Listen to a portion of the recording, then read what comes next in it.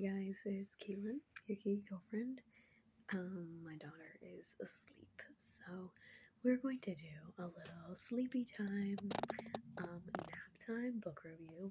So I am speaking quietly, so make sure that the volume is up on your video. And we are going to be doing a book review today of a book that I finished recently.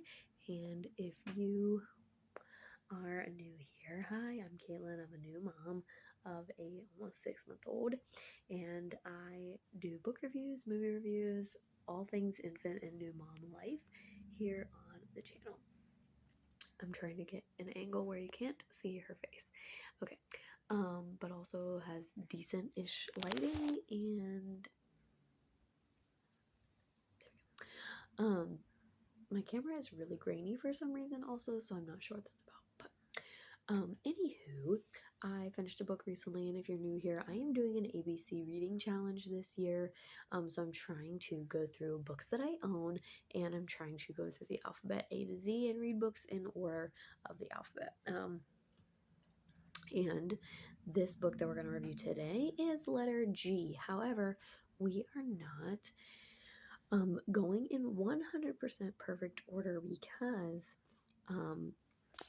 I had some book club reads that kind of were earlier on in the alphabet or later on in the alphabet. So we're just kind of filling in the letters that we need. So our letter today is G, and our book is Girl A. This is a debut novel by Abigail Dean, and it is marketed as a thriller. However, I would more so categorize this as a horror.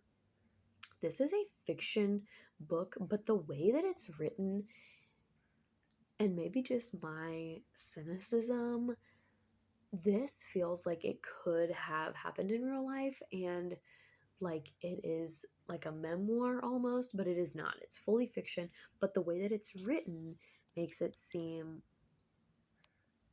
oh nope, that's worse. I'm dealing with trying to adjust the lighting on my phone here. The way that it's written makes it seem like this character is retelling this because it actually happened. So essentially, the premise is Alexandra, or Lex, was the first child to escape her abusive parents and their home when she was a teen. So she and 5, 6 of her siblings were being pretty much tortured and abused, neglected emotionally, physically, um, throughout the majority of their childhood. And Lex escapes, and she then becomes Girl A to therapists and doctors and detectives, and then leads the detectives to rescue her and her siblings. And then the current phase of the book is her mother has actually passed away, and she has to go and reclaim her belongings and kind of take over the house, and she becomes the executor of the will. So in doing that, she has to go and reconnect with all of her siblings that she hasn't seen in many years. And then in doing all of that, she kind of relives some of the incidents that happened at the home, and kind of has to relive some of that childhood trauma. But like I said, the way that it's written makes this seem like this could have really happened, and I would not be surprised if something like this did really happen to someone somewhere in the world. The whole story does take place in London, with some snippets taking place in New York, but it is a debut novel, and for that, this is a very intense topic and an intense debut novel, and an intense I guess topic, yeah, to try and conquer on your debut novel. So yeah, that's kind of, intriguing that it's a debut. And I the pacing of this book was a little slow for me. The chapters are really long. And with jumping back and forth between the retelling of the abuse and the current, her current events and what she was currently doing, I just got a little bit lost in the timeline, a little bit, not too much, but I often found myself like rereading sections to be like, okay, is this like, where are we? Are we in the present? Are we in the past? Um, it does have a semi interesting twist at the end. You find out some interesting information. And so that was kind of interesting. But I like had high hopes for this, and when it started off I was like, oh, this is going to be like really grisly, kind of haunting.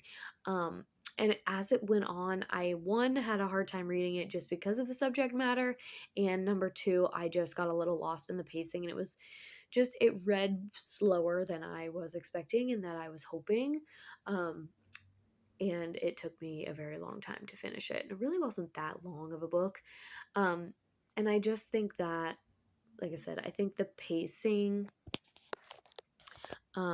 sorry if you guys are hearing like on your end of this video. I have some incoming notifications because it's actually my birthday today. So happy birthday to me when I'm filming this video. But yeah, so for a debut novel, I think it was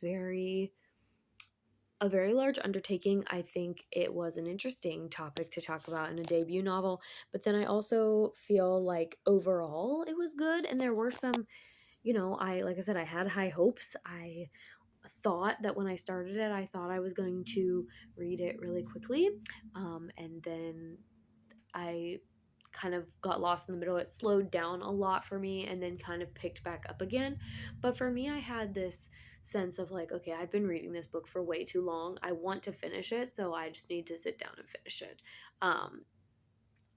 And that was kind of my motivating. Like, I wasn't super motivated to finish. Like, it wasn't like, oh, I can't wait to see what happens at the end. It was more like, I just want to get this book done.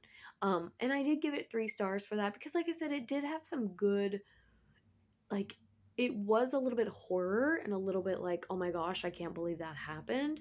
And so for that, I did give it 3 stars. Like, it did have some things about it that were intriguing and that were interesting. But then for everything that it had that was interesting, there were a lot of like cringe moments just in the events of the book and the events of the plot. And then there were also like a lot of just like slow parts too. So overall, I think my biggest critique is, for me, it read a little bit slow, but the parts that did move fast were intriguing and they were haunting and they were good. So it was a blend of both. And I think for that, like, if it would have read a little bit faster, I might have done 4 stars, or I might have done, if it would have been a little bit slower, I would have had to go less than that. But yeah, so that's it for this one. I think we are on summer vacation now, so I'm gonna just start doing these videos whenever I can. We might just make this a series where I just review books when she's napping. And we are not posting her face on the internet, so you will never see my daughter's face on camera. If you notice, I've tried to keep her face covered up with my hands or something in this video, and tried to film it really close up so you guys don't even see anything. So I apologize for the lighting and everything, but this is out of safety for her, and safety for our family. So appreciate everybody's respect with that. And yeah, let me know in the comments if you have read this book by Abigail Dean. Again, it's called Girl A. I did kind of like the horrorness of this book, so it does open my mind, open my eyes, open my um, you know, I guess open mind and eyes to that genre, and maybe trying out some more books like that in the future, that would fall in that same genre. But this one, it was okay. 3 stars for me is a very solid, okay book. Like, it was okay. There were parts that were good, there were parts that were slow, and then there were parts that were like, what? And it made me grateful that this was fiction, but at the same time, like I said, I would not be shocked if these events were true. And maybe she based this on a true event that didn't happen to her, but happened to somebody else. It doesn't say that anywhere. There's no like based on a true story or loosely based on a true story or anything like that. But yeah, so I think that's it for this one. I don't really have much to say because I can't really go into too many details without giving away the big um, twists of the book. So this one's kind of short and sweet. Also, given the lighting and all of that, I don't want to be on here for super long. But I did upload some more videos to my channel today, so make sure you go and check those out. And stay tuned for more book reviews. I am hoping that this summer, especially when baby's napping, I can get some good reading done and I can get back to kind of posting these videos and also get my reading speed back up a little bit and cross some more books off my TBR. So stay tuned for more, and I will see you guys in the next video. Bye bye.